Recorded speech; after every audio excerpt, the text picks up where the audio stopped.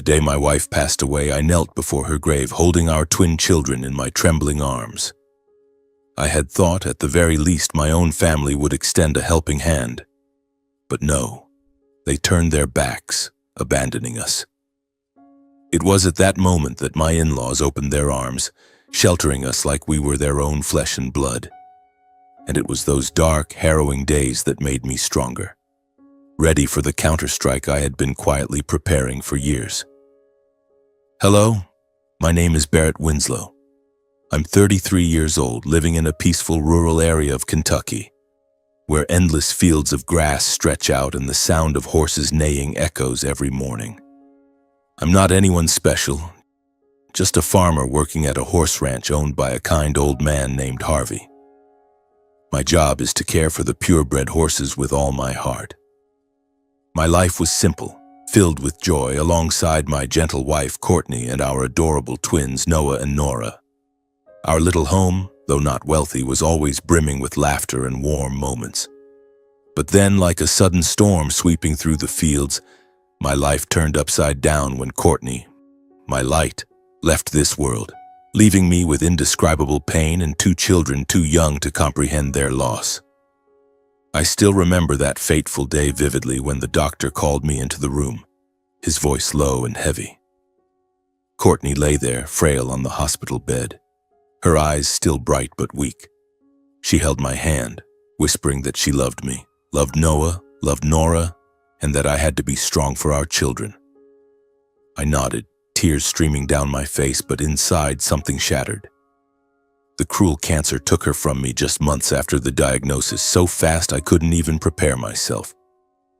Courtney passed away on a drizzly afternoon, leaving me standing silently by the hospital window, staring at a gray sky that mirrored my heart. Courtney's funeral was simple, just as she was. I chose a small church on the outskirts where we had once held hands and vowed to be together forever. Noah and Nora, only 5 years old, clung tightly to my hands, their innocent eyes not yet fully grasping the pain. They wore the green woolen outfits Courtney had knitted herself, asking me, "Where's Mommy, Daddy? Will she come back?" I could only hold them tightly, trying to hide the tears welling up. In the quiet space of the church, I felt the presence of loved ones, but I also noticed a cold distance I could never forget. My in-laws, Leonard and Frances Fletcher, arrived early that morning. They stood by my side, their shoulders trembling with grief. Frances hugged Noah and Nora tightly, tears streaming down her wrinkled cheeks. Leonard, a man of few words, placed his hand on my shoulder, squeezing gently as if to pass on his strength. They didn't say much, but their eyes held boundless love for Courtney, for me, and for their 2 little grandchildren. That sincerity warmed my heart, if only for a moment. But then, when my own parents, Curtis and Loretta Winslow, arrived, I felt a chill. They showed up as if merely fulfilling an obligation, standing in the corner with rigid faces. My mother, Loretta, wore an expensive black dress, her lips tightly pursed, not once meeting my eyes. My father, Curtis, stood with his arms crossed, his gaze passing over me like I was a stranger. They didn't hug me, didn't comfort Noah or Nora, only exchanging a few perfunctory words with the mourners before quickly leaving. I stood there watching their retreating figures, feeling as though my heart was being crushed. I knew they had never accepted Courtney, never saw her as their daughter-in-law. To them, she was just that poor farmer's daughter. I had chosen a disgrace to the prestigious Winslow family. The days after the funeral felt like falling into a bottomless abyss. Every morning I woke up and looked at the empty space beside me on the bed where Courtney used to lie, and the pain surged again. I tried to stay composed for Noah and Nora, but raising 2 children alone left me exhausted. I had to get up at 4 a.m., prepare breakfast for them, take them to school, and then rush to the horse ranch to work. The horses, once my passion, now felt like a burden as I juggled work and caring for my children. Some nights I sat at the kitchen table, staring at a pile of bills, wondering how I could keep going. Noah and Nora, though young, seemed to sense my exhaustion. They would cuddle into my arms, hugging me tightly as if afraid I too would disappear like their mother. Once Nora looked up at me with her big round eyes and asked, "Daddy, is Mommy mad because I wasn't good?" Is that why she left us? I hugged her tightly, holding back tears, telling her that their mother loved them more than anything, that she was just in a faraway place watching over and protecting them. But deep down, I wondered, how could I replace Courtney as a pillar for these two children? The pressure grew heavier. I started losing sleep, my mind weary, my body drained. Some days I stood in the horse stable, holding the reins, my vision blurring from exhaustion. I knew I couldn't go on like this, couldn't bear it all alone. In my desperation, I thought of turning to the only family I had left to rely on. My parents, Curtis and Loretta Winslow.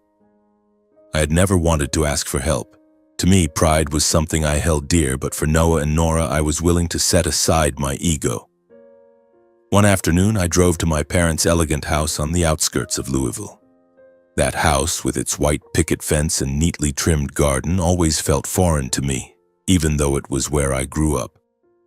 When I knocked, my mother, Loretta, opened the door, her eyes flickering with surprise but no warmth.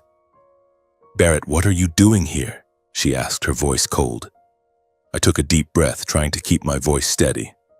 "Mom, I need help. I'm raising Noah and Nora alone. I'm exhausted.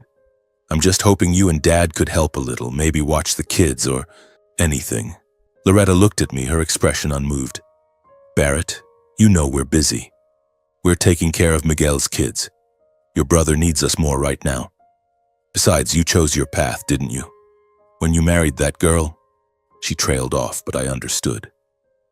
That girl was Courtney, the one they never accepted. I stood there, feeling as though a knife had pierced my heart. I turned to my father, hoping he'd say something, but he only shook his head, his voice low. "Barrett, you're a man. You need to handle this yourself. Don't bother us." I don't remember how I left that house.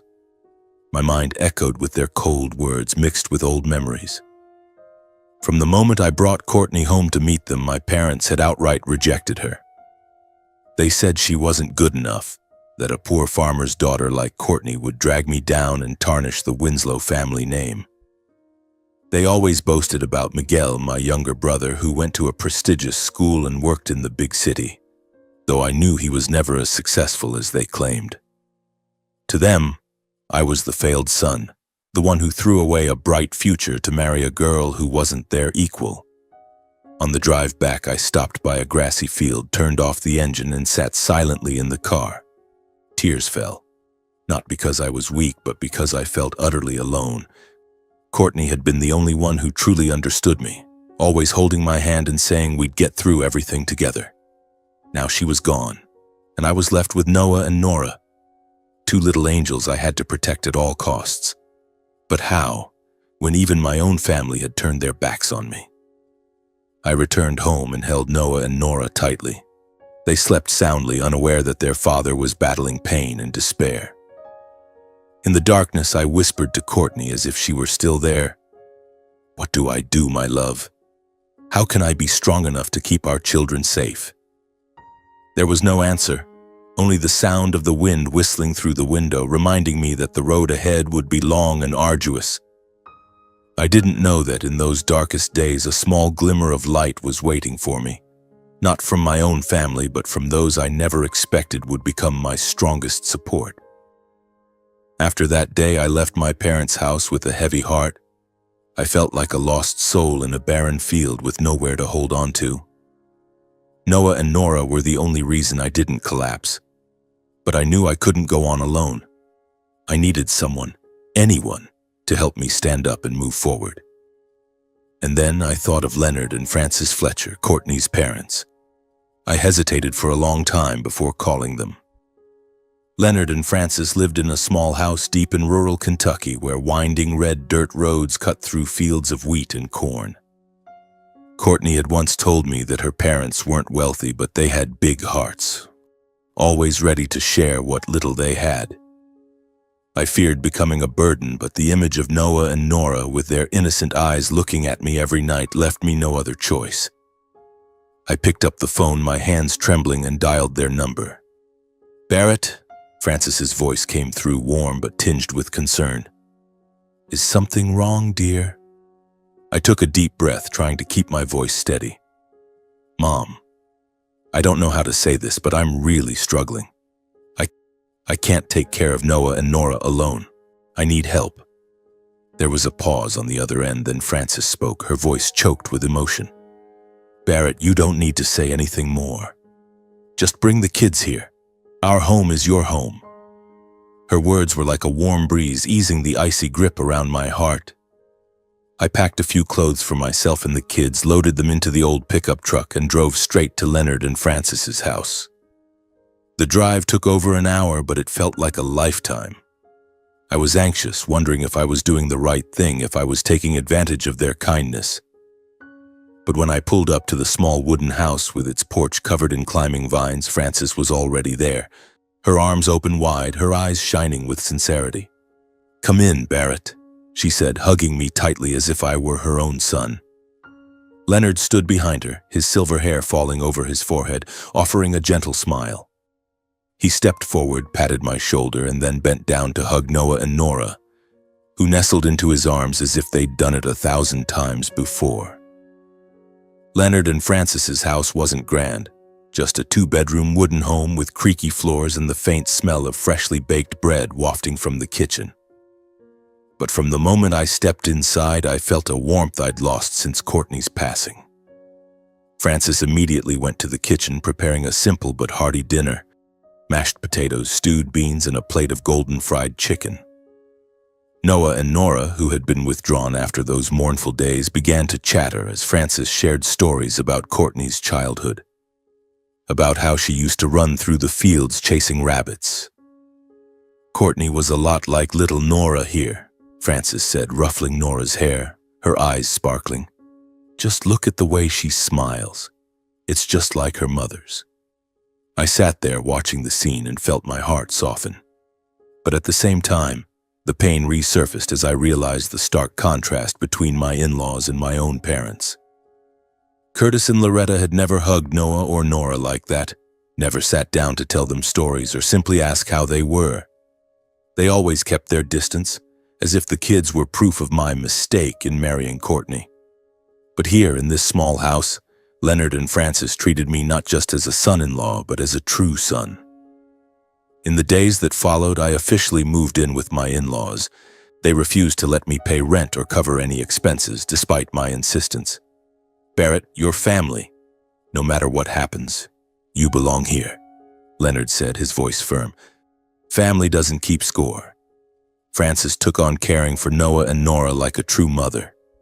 Every morning she woke up early to prepare breakfast, usually toast with homemade strawberry jam, and braided Nora's hair while teaching Noah how to tie his shoelaces. Leonard, despite his age, patiently drove the kids to school in his old pickup truck.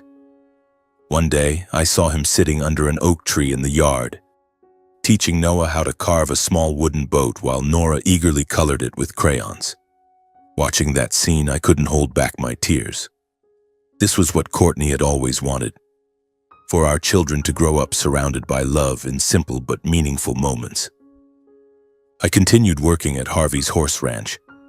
The work was still grueling, but coming home each evening, I no longer felt alone.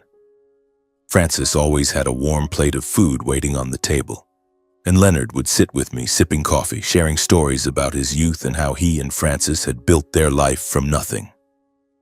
Those stories not only helped me forget my exhaustion, but also gave me a renewed sense of strength, the strength of family.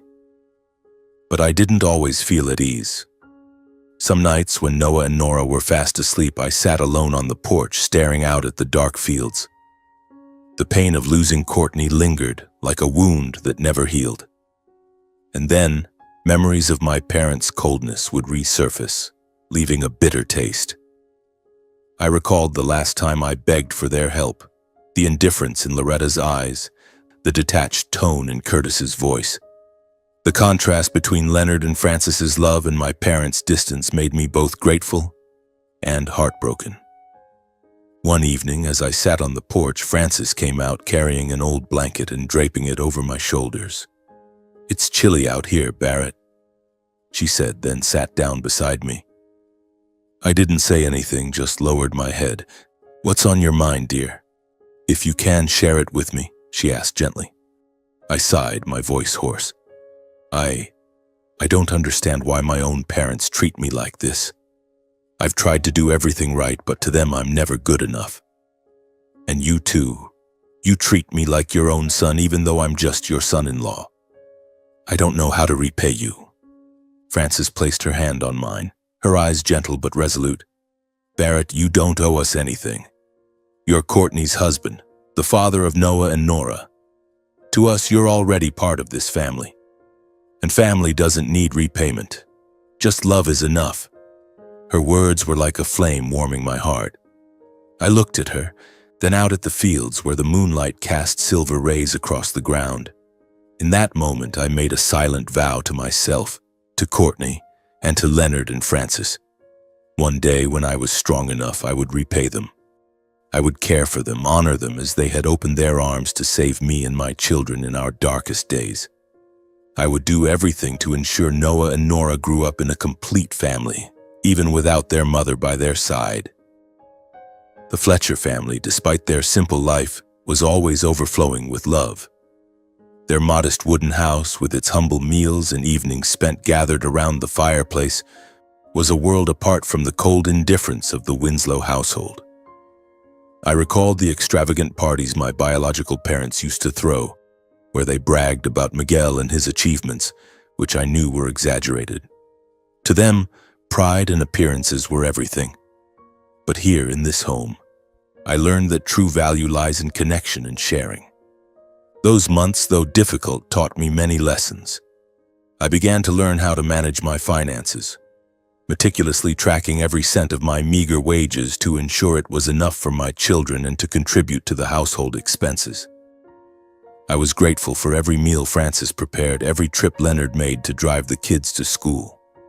And most importantly, I cultivated a fierce determination. I had to build a better life, not only for Noah and Nora, but also for Leonard and Frances, who had given me a home when I thought I had lost everything. I knew the road ahead would be long, but with the love of the Fletcher family, I began to believe I could do it. I would not let Courtney down, nor would I let those who loved me suffer. That was a promise I etched deeply into my heart, and I was determined to make it a reality. I knew I needed a breakthrough, an opportunity to change not just my life, but also the lives of Noah, Nora, and those who had taken me in. And that opportunity, I never imagined it would come so quickly, in a way I could never have anticipated. One early autumn morning, as cool breezes began to sweep through the Kentucky fields, Mr. Harvey called me into his small office at the corner of the ranch. He was a weathered man, his face etched with wrinkles from years under the sun, but his eyes always radiated sincerity. "Barrett," he said, his voice low, "there's a horse fair in Lexington this weekend. I want you to come with me. You're the best we've got when it comes to caring for horses. I need you there to showcase some of our young horses." I was surprised, as Mr. Harvey rarely took me off the ranch. My work usually revolved around the stables, not major events like the Lexington Horse Fair, where wealthy people, horse traders, and investors gathered. I nodded, though my heart was filled with unease. I wasn't used to crowds, polished suits, or smooth-talking conversations, but I knew this was a chance to learn, and I didn't want to let Mr. Harvey down. When the day of the fair arrived, I wore the cleanest shirt Frances had carefully ironed for me, put on an old straw hat, and followed Mr. Harvey to Lexington. The fair was buzzing with energy. The sound of horses neighing mixed with laughter and chatter, the smell of hay mingling with the aroma of food from the stalls. Purebred horses were paraded, their coats gleaming in the sunlight, and the crowd applauded each time one galloped by. I stood by Mr. Harvey, helping him introduce a few of our young horses, answering questions from clients about their care and training. I did it naturally because for me, horses weren't just work. They were my passion. While checking the hooves of a young horse, I heard a deep, warm voice behind me. "You handle those horses with great care." Not many people pay attention to the details like that. I turned around to see an older man with silver hair, dressed in a simple but elegant suit. He introduced himself as Clinton McGraw, a retired investor who still had a passion for the horse racing industry. I was a bit flustered, unaccustomed to being noticed, but Mr. McGraw smiled, his sharp yet friendly eyes putting me at ease. We started talking, and I quickly realized he wasn't like the others at the fair. He didn't boast or try to assert his authority. Instead, he asked about how I cared for the horses, the challenges I faced, and even about my life. I hadn't intended to share much, but something about him made me open up. I told him about Courtney, the pain of losing her, about Noah and Nora, and how I was doing my best to hold our little family together. He listened without interrupting, nodding occasionally and asking thoughtful questions. When I finished, he looked at me, his gaze seeming to see right through to my soul. "You've got grit, Barrett," he said, "and you've got talent. I've been in this industry long enough to recognize someone with potential. Have you ever thought about starting your own horse ranch?" His question stunned me. Start my own horse ranch? It was a dream I'd never dared to entertain. I was just a farmer scraping by on a modest wage. I shook my head, giving a wry smile. "Mr. McGraw, I don't have the money and I don't have anyone backing me. I know how to care for horses, but starting a ranch, that's out of my reach." He smiled, unfazed. "Barrett, money isn't the biggest issue. Will and talent are what matter. I want to help you. I'll invest a sum to get you started. Not a fortune, but enough for you to give it a shot. What do you say?" I stood there, unable to believe my ears. A stranger who I'd known for less than an hour was offering to help me achieve the biggest dream of my life. I wanted to say yes immediately, but fear held me back. Fear of failure. Fear of letting Mr. McGraw down. Fear that I wasn't good enough to make this opportunity real. I thanked him, asked for his phone number, and promised to think it over. That evening, I returned home, my mind in turmoil. Noah and Nora were playing in the yard while Francis was cooking in the kitchen. I sat down with Leonard at the dining table and recounted the story about Mr. McGraw. "I don't know if I should take this chance," I said, my voice trembling. "If I fail, I could lose everything. I don't want to disappoint you, Mom, or the kids." Leonard looked at me, his eyes steady. "Barrett, life is a gamble. But if you don't dare to try, you'll never know if you could have won. Courtney always believed in you. She wanted you to live fully for yourself and for the kids. Be strong, son." Francis, overhearing the conversation, came out from the kitchen, wiping her hands on her apron. "Barrett," she said, "I know you're scared, but you've overcome so much already, haven't you? You didn't give up when you lost Courtney, when you were raising the kids alone. You have talent, and now someone wants to help you. Don't let fear stand in your way." Their words were like a gust of wind, clearing the fog in my mind. I sat up all night thinking of Courtney, of the dreams we used to share. She always said I could do more than I thought possible. "You're the best with horses, Barrett," she'd said, her eyes sparkling. "One day you'll have your own ranch." I looked up at the starry sky, feeling as though she was there, urging me on, and I made my decision. I would take this chance. The next morning, I went to Mr. Harvey's ranch, my heart heavy but filled with resolve. I knocked on his office door, took a deep breath, and said, "Sir, I'd like to resign. I want to try starting my own horse ranch." Mr. Harvey looked at me, his eyes flickering with surprise, then softening with regret. "You're the best we've got, Barrett," he said. "I don't want to lose you, but if this is your dream, I support you. If you need anything, come find me. My door's always open." I thanked him, feeling as though a weight had been lifted. Though my biological family had turned their backs on me, I realized that life still offered people willing to lend a hand. Mr. Harvey, Mr. McGraw, and especially Leonard and Francis. A few days after bidding farewell to Mr. Harvey, I arranged to meet Mr. Clinton McGraw at a small cafe in Lexington. Sitting across from him in my worn-out shirt and dusty boots, I felt small in the presence of this silver-haired man with sharp, discerning eyes. Mr. McGraw didn't beat around the bush. After asking more about my plans, he set his coffee cup down and said plainly, "Barrett, I'm going to invest $1 million in you to start your own horse ranch. In return, I want 30% equity. This isn't a gift, it's a gamble. I believe in you, but you have to prove I didn't choose the wrong person. $1 million. The figure rang in my head like a bell, both exhilarating and terrifying. I had never held such a sum in my hands, never imagined I'd have the chance to turn my dream into reality. I nodded, trying to keep my voice steady. Thank you, Mr. McGraw. I won't let you down. With Mr. McGraw's investment, I began my entrepreneurial journey. I found a small plot of land on the outskirts of Lexington. Not vast, but enough to build a modest stable. I hammered wooden planks, put up fences, and constructed a place to raise horses with my own hands. Every swing of the hammer, every drop of sweat that fell to the ground was a reminder that this was my one shot. I couldn't fail. I used part of the money to buy a few affordable young horses, ones that larger ranches overlooked. They weren't expensive purebreds, but I believed that with proper care and training, Ascot training, they could become valuable. However, reality quickly taught me that dreams are never easy. The cost of raising horses was higher than I'd imagined: feed, medicine, equipment, and hiring a few seasonal workers to help.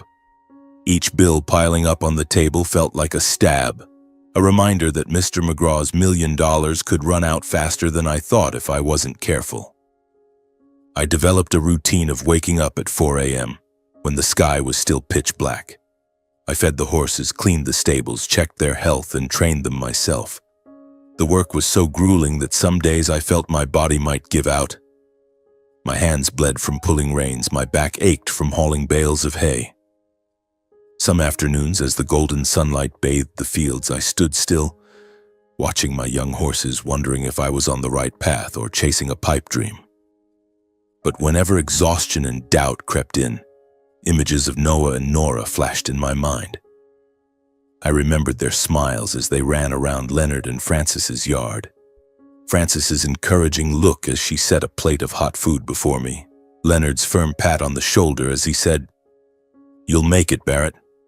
Those moments were the only fuel keeping me going.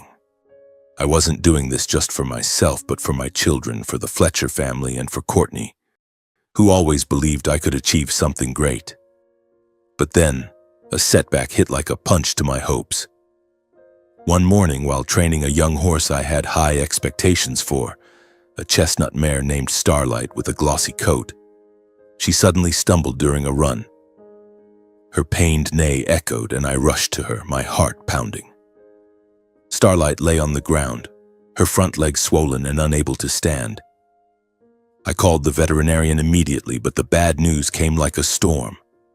She had a broken bone, and her chances of a full recovery were slim.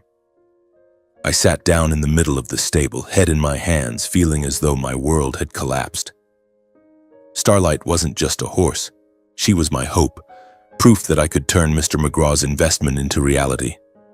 I had poured so much time, effort, and money into her, and now it all seemed to vanish. Tears fell not from weakness, but from the sense that I had failed. Mr. McGraw, the Fletcher family, and myself.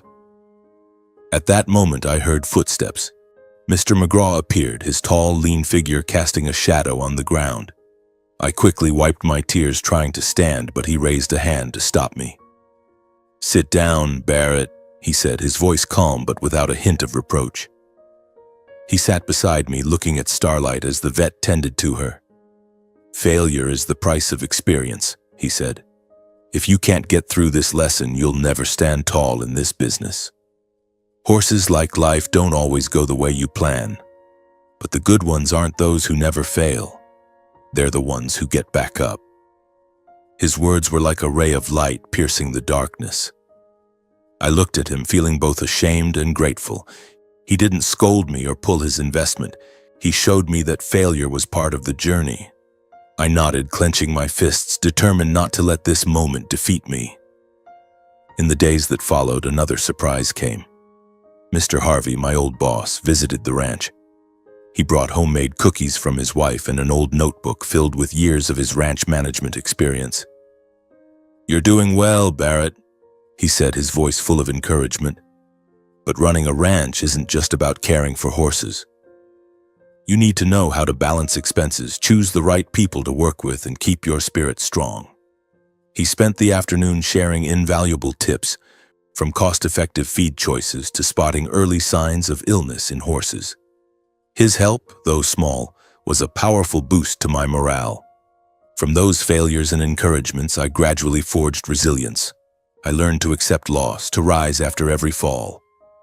Starlight couldn't recover for racing, but I cared for her diligently, hoping one day she could be a healthy horse for other purposes. I kept working, kept learning, and began to see a faint light at the end of the road. My small ranch, though still rough around the edges, was slowly becoming a place of promise. Each day I rose before the sun, when the stars still twinkled in the Kentucky sky. I stepped into the stable, breathing in the scent of hay and damp earth, feeling my heart beat in rhythm with the breaths of the horses. I had learned to manage my time more tightly, breaking tasks into smaller pieces to avoid being overwhelmed. I cared for each young horse with the same meticulous attention I gave to Noah and Nora. I spent hours training them, observing every stride, every flick of their tails, searching for ways to unlock their potential. In those moments, watching them gallop across the small field, I felt a quiet pride, as if I were building something greater than myself. After months of struggle, those efforts began to bear fruit. One afternoon, I took Dusty, a silver-gray stallion, to a small local race. It wasn't a grand event like the Lexington Fair, just a competition for small ranches in the area. I didn't expect much, only hoping Dusty would get a chance to test himself and I could learn more. But as the race began, I stood by the fence, heart pounding, watching Dusty surge forward, overtaking competitors with a strength I hadn't anticipated. When he crossed the finish line in third place, the crowd clapped and I stood there, stunned, hardly believing my eyes. It was my first victory, modest though it was, but to me it was like a ray of sunlight piercing through dark clouds. Word of Dusty's performance spread quickly through the tight-knit community of horse breeders in Kentucky. My name, Barrett Winslow, began to be mentioned, not as a hired farmhand, but as a promising horse trainer. Opportunities for partnerships and business started to trickle in. One morning, as I was cleaning the stables, a middle-aged man drove up to the ranch. He introduced himself as the owner of a small ranch on the outskirts and asked me to train one of his young horses. "I heard about your Dusty," he said, his eyes full of confidence. "You've got talent. I want to see what you can do with my horse." I could hardly believe my ears. For the first time, someone had sought me out, trusted me, and was willing to pay for my skills. I agreed, though inwardly I worried about meeting expectations. But as the man left, I stood in the stable, gripping the reins tightly, feeling as though a new door had just opened. Soon after, a few others approached me, asking about buying horses or hiring me to train theirs. Revenue began to come in, not much, but enough to cover some expenses and ease the financial pressure. For the first time in months, I felt like I could breathe. These changes didn't just happen at the ranch. Noah and Nora, now a bit older, became an integral part of my life here. On weekends, when they didn't have school, they'd scamper out to the ranch, carrying little buckets to help me feed the horses. Noah loved standing beside me, learning to brush Ember, one of the horses, while Nora perched on the fence, scribbling colorful drawings of the horses. One day, Nora handed me a drawing, a golden-coated horse with a man in a straw hat standing beside two small children. "This is you, Noah, and me," she said, beaming. "We're a team, right, Daddy?" I hugged her, tears welling up. "That's right, sweetheart. We're a team." Watching Noah and Nora grow up amid these hardships, I realized that despite material struggles, they had a home. Not just with Leonard and Francis, but here, among the stables and fields. The ranch wasn't just my dream. It was a place where I wanted my children to learn that life, though tough, is always worth fighting for. Leonard and Francis, seeing my progress, couldn't hide their pride. One evening when I returned home, Francis pulled me out to the porch where she and Leonard were sipping tea. "Barrett," she said, her eyes sparkling, "today I heard the neighbors talking about you. They said you're making something of that ranch. I'm so proud." Leonard nodded, adding, "You're not just our son-in-law. You're our son." Their words left me speechless. I bowed my head, trying to hide my emotions. "I don't know how to thank you both," I said. "Without you, the kids and I wouldn't have made it to today." Frances took my hand, her voice gentle. "Don't say that. We're family." Their words filled me with indescribable happiness. In the days that followed, my life seemed to take on brighter colors. One day, Mr. McGraw visited the ranch.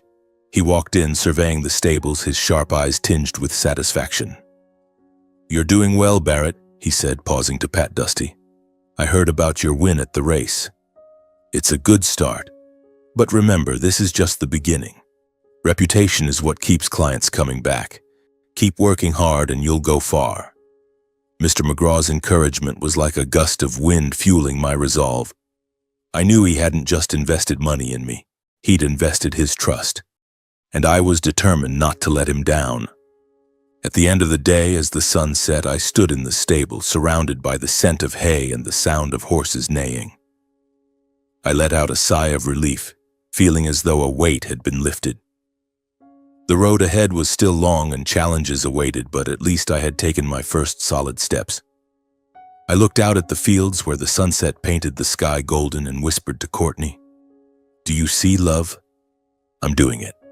For you, for our kids, and for our family." In the days following Dusty's victory, my small ranch began to take new strides. I poured my heart into training Ember, the horse Noah adored. She was a mare with a fiery red coat and deep black eyes that shone like coal. I saw her latent strength from our first training sessions. I spent hours each day working with her, refining her strides, teaching her to navigate small obstacles. Then an opportunity arose when a larger race was held in the neighboring county, drawing ranches from across Kentucky. I entered Ember not daring to hope for too much, but deep down, I believed she could do something special. On race day, I stood by the fence, hands clenched, heart pounding. When the starting gun fired, Ember surged forward, her strides powerful and resolute. The crowd cheered, and I could barely breathe as I watched her overtake one competitor after another. When Ember crossed the finish line in second place, I shouted, unable to contain my emotions. It wasn't just Ember's victory. It was mine. A triumph born from months of exhaustion, sleepless nights, and the faith I had placed in myself. News of Ember's success spread like wildfire across the dry plains. The local paper began mentioning my name, Barrett Winslow, as an inspiring story. A man who started with nothing, lost his wife, raised 2 children alone, and was now the owner of a promising horse ranch. One morning, as I fed the horses, a young reporter from the local newspaper showed up. She carried a camera and a friendly smile, asking about my journey. I was awkward, unaccustomed to attention, but I opened up. About Courtney, Noah, and Nora, the tough days, and how the Fletcher family and Mr. McGraw had helped me stand again. When the article was published, people started calling my place Winslow Ranch, as if it had become a trusted name in Kentucky's horse-breeding community. I felt proud, but also astonished. Just months ago, I was a desperate man, unsure of what tomorrow would bring. Now I had a small ranch, a growing reputation, and a modest income that let me breathe easier. But just as I began to see a glimmer of light, a shadow from my past unexpectedly returned. My biological family. That afternoon, as I was checking the fences around the stable, a sleek car pulled up at the gate. I squinted and immediately recognized my parents' car, Curtis and Loretta Winslow. They stepped out, along with Miguel, my younger brother, whom I hadn't seen since Courtney's funeral. I stood tall, trying to stay calm, but inside, a storm of emotions churned. What were they doing here? After years of coldness, after turning their backs when I needed them most, why were they showing up now? "Barrett," Loretta began, her voice artificially sweet. "We heard you're doing well. We just wanted to visit, see how you and Noah and Nora are doing." I nodded, politely inviting them in. Noah and Nora were playing in the yard, and when they saw their grandparents, they hesitated, not running to hug them as they did with Leonard and Francis. I led them into the small house near the ranch where the kids and I stayed when not at my in-laws. Curtis looked around, his eyes scanning the simple wooden walls as if appraising the place's worth. "This ranch, it looks decent," he said, his tone attempting warmth but carrying an undercurrent of condescension. "You're my son.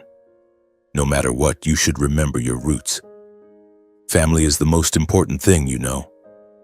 I sat there, hands gripping the edge of the table, feeling as though my chest was being crushed. Roots? Family? Those words rang in my head like a bitter joke. I remembered the day I stood at their door, begging for help after Courtney's death, when Noah and Nora were too young to understand their loss. Back then, Curtis had looked at me with cold eyes, telling me to handle it like a man. Now, as Winslow Ranch gained recognition and the press hailed me as an inspiring story, they showed up talking about family as if they had never turned away. Loretta, in her expensive silk dress and meticulously styled hair, chimed in, her voice sweet but laced with reproach. "Barrett, really?" she said, fidgeting with her glossy leather purse as if to mask her unease. "You haven't visited us in so long. We've been worried about you. You've been busy with the ranch, but family is still where you belong, isn't it?" I looked at her, struggling to keep my face composed, but inside anger surged. Worried about me? When had they ever worried? When I was exhausted from working and raising 2 kids alone? When I knocked on their door, pleading for help only to be met with indifference? I wanted to shout, to unleash the years of pent-up resentment. But I glanced at Noah and Nora sitting quietly in the corner, their wide eyes watching me with concern. For their sake, I had to stay calm. But Miguel, my brother, seemed intent on pushing further. He sat across from me, hands clasped tightly, his forced smile failing to hide his tension. "Barrett," he said, trying to sound friendly, "I heard your ranch is doing great. The Louisville race, the article in the Lexington Herald. You're really making waves. I was thinking, maybe we could work together? I've got some ideas. With a bit of capital, we could scale things up. Brothers working together, we'd be unstoppable." I looked at Miguel, and for the first time I saw the falseness in his eyes. Miguel, whom my parents always touted as their pride, but I knew he'd failed in his city business ventures. Now he was here not to congratulate me, but to take advantage. The pressure from them grew heavier, like an invisible wall boxing me in. Curtis kept talking about family duty. Loretta sighed, blaming me for keeping my distance, and Miguel repeated his partnership pitch with increasing urgency. I felt cornered, my heart pounding, my mind reeling with anger and disappointment. At that moment, a small but resolute voice broke through the stifling air. Noah, my 7-year-old son, sprang up from his wooden chair, fists clenched, eyes blazing with determination. "You don't care about Dad," he said, his voice trembling but resolute like a small flame flaring in a storm. "When Mom died, Dad came to you for help, but you didn't want him. You only cared about Uncle Miguel. Now that Dad's doing well, you show up. You just want his money." The room fell silent, as if time itself had frozen. I stared at Noah, stunned by my son's courage. His messy brown hair and clear eyes stood defiant, small but unyielding, as if carrying Courtney's indomitable spirit. In his gaze, I saw my wife. Her honesty, her refusal to bow to injustice, her fearlessness in the face of deceit. My heart ached with both pride and sorrow, realizing a 7-year-old had spoken the words I should have said long ago. Curtis and Loretta paled. Curtis opened his mouth but couldn't speak, glaring at Noah with a mix of anger and embarrassment. Loretta clutched her purse tightly, her lips pursed as if trying to suppress her shame. But Miguel, his face red with fury, leapt to his feet, pointing at Noah. "You disrespectful brat," he shouted, his voice shrill. "How dare you talk to your grandparents like that? No manners at all." His words were the final straw. I could no longer stay silent. I stood, stepping in front of Noah, shielding my son. I looked straight into the eyes of Curtis, Loretta, and Miguel, my voice firm and unwavering. "Enough. Noah's right. When I needed you most, when I lost Courtney, when I was raising 2 kids alone, you turned your backs. You never treated me like family. I don't need you anymore. I want you to leave. Now." The air in the room was heavy as stone. Curtis stared at me, his eyes flashing with anger and shame, but he said nothing. Loretta looked down, her hands trembling as if wanting to speak but unable to. Miguel muttered a curse under his breath, then stormed out, the wooden door slamming behind him. Curtis and Loretta slowly stood, avoiding my gaze, avoiding Noah and Nora, and left in silence. The sound of their car engine faded into the distance, leaving a heavy but liberating quiet. I knelt down, hugging Noah tightly, feeling his small heart pounding in his chest. "Thank you, son," I whispered, my voice choked. "You were so brave." Noah nestled into me silent, but I knew he understood. He had just protected our little family. Nora ran over, wrapping her arms around me, and in that moment I felt a new strength, the strength of love and unity. But deep inside, it pained me to realize that my biological family, whom I once hoped would be my support, only came when they smelled money and fame. They were no longer my family. My true family was Noah, Nora, Leonard, Francis, and those who stood by me when I had nothing but pain and empty hands. After the confrontation with my biological family, I threw myself back into work at the ranch, trying to focus all my energy on the horses. Ember continued to bring in victories, not just at local races, but also at larger competitions where prestigious ranches gathered. Another horse, Rusty, began showing potential, taking first place in a race in Louisville. The name Winslow Ranch grew more recognized, and I received more contracts, from training horses for other ranches to selling the young horses I had raised. Each deal was a step forward, helping me stabilize finances and expand the stables. But I never expected that these successes would catch the attention of a major player in the horse racing industry. Equine Ventures, a name revered by anyone in the business. One morning, as I was checking Rusty's health, a sleek black car pulled up at the ranch gate. Two men in suits stepped out, one introducing himself as James Carver, CEO of Equine Ventures. They didn't beat around the bush. After touring the ranch, admiring the horses and hearing about my training methods, Carver looked me in the eye and said, "Barrett, we're impressed with what you've done. Winslow Ranch is a rough diamond. We want to buy the entire operation for $100 million. You'd stay on as manager, at least until you're 60. What do you say?" I stood there, stunned, feeling the ground shift beneath me. $100 million. The number rang in my head like a bell, so overwhelming it left me dizzy. I had never imagined hearing such an offer, not for a farmer like me. I mumbled a thank you, asked for time to think, and watched them leave, my mind still reeling. That night I couldn't sleep, wrestling with chaotic thoughts. $100 million could change everything. I could secure a future for Noah and Nora, top schools, a life free from financial worries.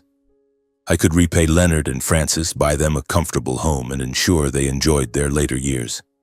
But at the same time, I was afraid. Winslow Ranch was my life's work, the dream Courtney and I had cherished. If I sold it, would I lose my freedom, my control over the horses I'd poured sweat, blood, and tears into raising? Would I still be myself, or just a cog in a corporate machine? In the days that followed, I agonized over the decision. I didn't want to make it alone, so I turned to those I trusted most. First, I went to Leonard and Francis. I sat with them in their kitchen, recounting the entire story. Francis listened, her hands clasped tightly, her eyes gentle but tinged with concern. "Barrett," she said, "I know the ranch is your heart and soul. But think of Noah and Nora. An opportunity like this doesn't come twice. You could do so much for them, for yourself." Leonard nodded, his voice low but steady. "You've built something incredible, Barrett. Whatever you decide, we'll support you. The important thing is that you hold on to your love for horses, for this work." Their advice gave me much to ponder, but I was still uncertain. I drove to meet Mr. Harvey, my old boss, who always offered a grounded perspective. We sat in the familiar Lexington Cafe as I shared the story. He let out a dry laugh. "Barrett, not every farmer gets a $100 million offer. You've done what most can only dream of. But you need to decide what matters more, keeping the ranch in your hands or securing the best future for your family." Finally, I called Mr. McGraw. The next day, he was at the ranch. I walked him through the stables, explaining Equine Ventures' offer. He listened without interrupting, then sat on a wooden bench gazing out at the fields. "Barrett," he said, "selling the ranch doesn't mean losing it. You'll still be the manager, the soul of this place. This isn't an end, it's a new phase. But you must ensure you retain control over what matters. How you care for the horses, how you run the ranch. Don't let them turn you into a puppet." Mr. McGraw's words were like a light illuminating my path. I realized I could accept the offer but protect my passion. After many sleepless nights, I made my decision. I would sell Winslow Ranch, but only on the condition that I retained full professional control. I didn't want to be just an employee. I wanted to remain Barrett Winslow, the horse trainer who built this dream from the hardest days. I contacted Equine Ventures, laying out my terms. After tense negotiations, they agreed. The contract was signed and I officially became the manager of Winslow Ranch, with $100 million in hand and a wide-open future for my family. In the days that followed, I woke up with a renewed sense of purpose. I was no longer the penniless farmer, exhausted each night from worrying about my children. I was Barrett Winslow, the manager of a renowned horse ranch, a millionaire, but more importantly, a father, a son-in-law, and a man determined to live true to his values. I knew the first thing I had to do was fulfill my promise to Courtney, to care for her family, who had become my true family. I drove to see Leonard and Frances, bringing along a carefully prepared set of documents. Sitting at their familiar kitchen table where the scent of Frances's freshly baked bread lingered in the air, I took a deep breath and said, "Mom, Dad, I have a gift for you." I slid the documents toward them, papers for a spacious house on the outskirts of Lexington, complete with a large garden and a peaceful lakeside retreat. "This is a place where you can enjoy your retirement," I said, my voice thick with emotion. "I want you to live comfortably without any worries. I owe you everything." Frances looked at me, her eyes shimmering with tears. "Barrett, you don't owe us anything," she said, but I shook my head. "No, Mom. Without you and Dad, the kids and I wouldn't be here today. This is what I promised Courtney and myself." Leonard, a man of few words, placed his hand on my shoulder, squeezing gently. "Son," he said, his voice warm and steady, "we're proud of you." They agreed to accept the gift, though they reminded me that to them family was worth more than any house. Watching them embrace each other, smiling with joy, I felt a part of my heart heal. I knew Courtney was smiling somewhere, content that her family was cared for. But I wanted to do more. I wanted Courtney's name to live on, not just in our hearts, but in the community. I used a portion of the money to establish the Courtney Fletcher Winslow Scholarship Fund for rural Kentucky children. Kids like Courtney once was, full of dreams but lacking opportunity. The fund would help them pursue education from grade school to college, so they could reach beyond what their circumstances allowed. I wanted Courtney to be an inspiration, a guiding light for those struggling through hardship. Meanwhile, I enrolled Noah and Nora in better schools in Lexington. I wanted them to have a proper education, but I always reminded them of their roots. One evening, sitting with them in the living room, I said, "Kids, everything we have today started with love and perseverance. Never forget your grandparents, never forget your mom. We don't need to be proud in a boastful way. Just live well, live kindly." Noah nodded, his eyes bright with understanding, while Nora hugged me, whispering, "I'll make you proud, Daddy." The Scholarship Fund's launch event was held in a small community hall in town. I stood before the crowd, flanked by Leonard, Frances, Noah, and Nora. Local reporters were there, cameras flashing, and I felt as nervous as I did before my first horse race. When asked about my journey, I took a deep breath, my voice catching. I was just a farmer with nothing. If I have everything today, it's because of my wife, Courtney, and my in-laws who never turned their backs on me. They're my real family. Those simple, heartfelt words echoed through the hall. The crowd applauded, and I saw pride in Leonard and Frances's eyes. My story spread, not just in Kentucky but beyond, becoming an inspiration about gratitude and perseverance. People saw me not just as a millionaire, but as a man who stood up for family values, who repaid kindness the right way. But that moment also brought a bitter contrast. I hadn't expected Curtis, Loretta, and Miguel to be there, standing in the far corner of the hall. As I spoke my gratitude for Leonard and Francis, I saw them freeze. Curtis tried to mask his shame, his lips pressed tight. Loretta bowed her head, clutching her expensive purse as if to shield herself from the crowd's gaze. Miguel, his face flushed with anger, left before the event ended. I wasn't surprised, but the pain lingered. They were never my family when I needed them most, and now, as I stood at the peak of success, they came only to face the truth that I no longer needed them. When the event ended, Frances gripped my hand tightly, tears streaming down her cheeks. "You've made me proud, Barrett," she said, her voice trembling. Leonard hugged me, and in that moment I felt Courtney was still here, in the embrace of our family. I had solidified my place, not just as a financial success, but as a man of gratitude and integrity. I had repaid the right people at the right time in the right way, and that was my greatest victory. In the days following the scholarship fund announcement, I returned to my familiar routine, but with a sense of peace I hadn't felt in years. Winslow Ranch, now under my management and backed by Equine Ventures, continued to thrive. The young horses I trained galloped across the fields, bringing new victories, and the ranch's reputation grew ever stronger. But for me, the most meaningful thing wasn't the numbers in my bank account. It was the pride in Noah and Nora's eyes, the joyful smiles of Leonard and Francis, and the knowledge that I had kept my promise to Courtney. One late afternoon, as the golden sunset bathed the Kentucky fields, I decided to take Noah and Nora out. I led Ember, the fiery red mare I cherished, on a walk with the kids. Noah held the reins, mimicking my stride, while Nora skipped alongside, picking wildflowers and tucking them into her hair. We walked along the familiar dirt roads where I once drove my old pickup truck during the hardest days, and stopped at a small cemetery nestled in the fields. Courtney's grave lay beneath an old oak tree, its simple stone marker engraved with her name. Courtney Fletcher Winslow, beloved wife, mother, and friend to all. I knelt, placing a bouquet of daisies Nora had picked on the grave, and held my children's hands. Noah, now taller, stood solemnly while Nora nestled into me, whispering, "Daddy, does Mommy know we're here?" I smiled, ruffling her hair. "She knows, sweetheart. She's always here in our hearts." I looked at the headstone, feeling as though Courtney was looking back at me, her eyes as gentle and loving as ever.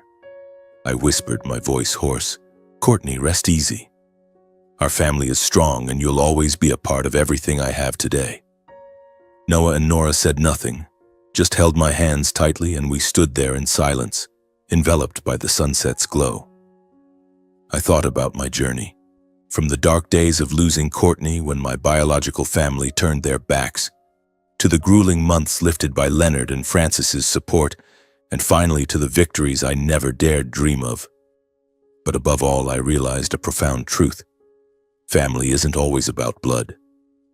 Family is those who stand by you in your weakest moments, who give you the strength to keep going when the world seems to turn away. Leonard and Francis, Mr. McGraw, Mr. Harvey. They taught me that gratitude and loyalty to those who truly love you are the most worthy ways to live. I thought of Curtis, Loretta, and Miguel, who only appeared when I succeeded, and I realized their presence no longer mattered. They chose to stand outside my life when I needed them most. And now I had found my true family, not in blood, but in love and shared sacrifice. As I led Noah and Nora back home, I looked at my children, my heart brimming with resolve. I wanted them to grow up with the lesson I'd learned. Success isn't just measured by money or fame, but by how you cherish family and leave a legacy for the next generation. The Courtney Fletcher Winslow Scholarship Fund would continue to help rural children chase their dreams. And I would keep teaching Noah and Nora to live simply, gratefully, and to always remember their mother. That was how I would keep Courtney alive, not just in memory, but in the values we passed down. As the sunset faded, I paused once more, gazing out at the fields. The sound of horses neighing mingled with the wind like a melody of life. I smiled, feeling I had found the true meaning of success, not in numbers, but in love, gratitude, and the family